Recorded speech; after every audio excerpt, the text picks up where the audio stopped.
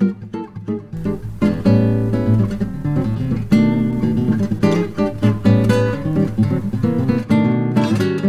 den gået til det årlige hamster. Vi ser hernede i hamster, så man bliver at springe banen godt igennem. Den giver så god tid til at undersøge banen og ret meget andet. Herover kommer snart det meget svære spring, som ingen hamster har kunnet springe over før.